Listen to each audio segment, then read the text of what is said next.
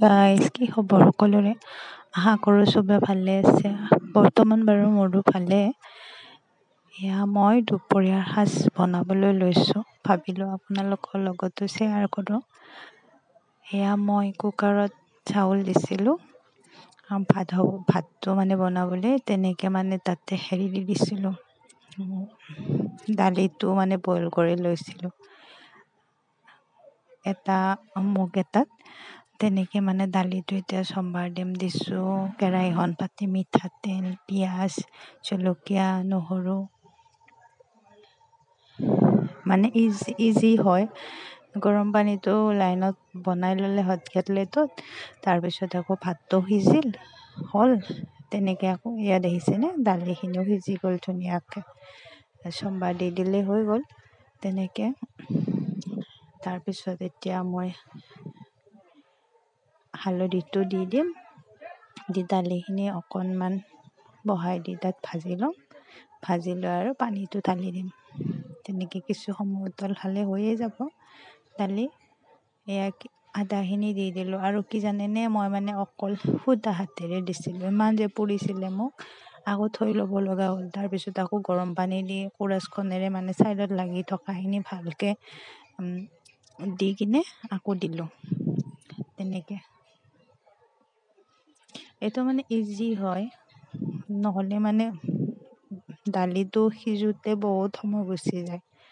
মই বেছিভাগ কেৰাহীতে দি বনাওঁ, কিন্তু মাজে সময় যেতিয়া মানে টাইম কম থাকে ন কেতিয়াবা বনাবলৈ ভাতটো, তেতিয়া তেনে কৰোঁ।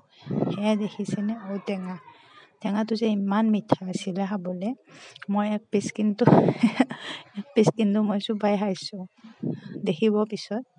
দি কাঁহীখনৰ পৰা দি মানে এক পিচ থৈ দিছিলোঁ, সেইখিনি মই চোবাই খাইছোঁ। ইমান ধুনীয়া মিঠা লাগিছে মানে, কি ক'ম। এয়া দেখিছেনে, এজনৰ কাৰণে মই দালিটো ঔটেঙা নিদিয়াকৈ থৈ দিছোঁ, কাৰণ কিয় মানে কাহ হৈ আছিলে যিহেতু। তেনেকৈ এয়া ঔটেঙাখিনি মই থেতেলিয়াই লৈছিলোঁ, দেখিছিলে পটাখনত, আৰু এপিচ থৈ দিছিলোঁ মই খাবলৈ। তেনেকৈ ঔটেঙা দিয়া দালিখন যে খাবলৈ ইমান সোৱাদ হৈছিলে, কি ক'ম আৰু। এনেকৈ বহুত দিনৰ মূৰত খালে বহুতেই ভাল লাগে। তাৰমানে সদায় খোৱা নহয়, এই বছৰত কিজানি এইখনেই প্ৰথম দালি আৰু ঔটেঙা দিয়া, সেইকাৰণে বহুতেই ভাল লাগিছিলে। আৰু ঔটো বহুত মিঠা আছিলে যে, সেইকাৰণে। এয়া মোৰ হৈ গ'ল দালি, এতিয়া নমাই থৈ দিম।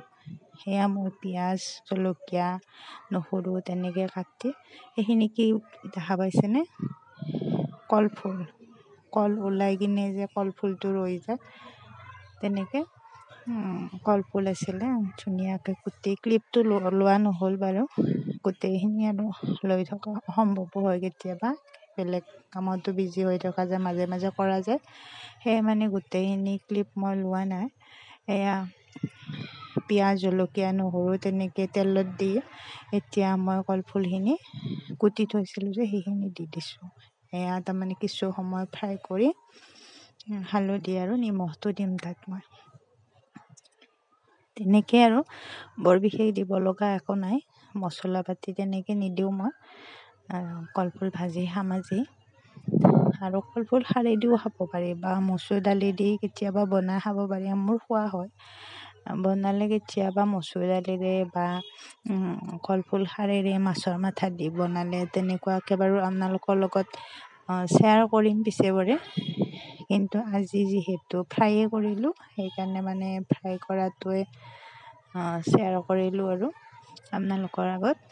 ভিডিঅ'বিলাক চাই কেনে পাইছে, নতুনে বনাবলৈ লৈছোঁ, গতিকে চাই এটা লাইক বা কমেণ্ট এটা কৰি দিব, যাতে মানে আগলৈ ভিডিঅ' বনাবলৈ উৎসাহ পাওঁ, বা ভিডিঅ'বিলাক যাতে বনোৱাত ভাল কৰিবলৈ আগ্ৰহী হওঁ মই। আপোনালোকে অকণমান সঁহাৰি দিবচোন মোক। এয়া মোৰ কলফুল ভাজা মোটামুটি হৈয়ে গ'ল, দেখিছে, খাব পৰাকৈ। আৰু ইয়াৰ লগত বনাইছিলোঁ মই অমিতা খাৰ মাছৰ মাথাৰে।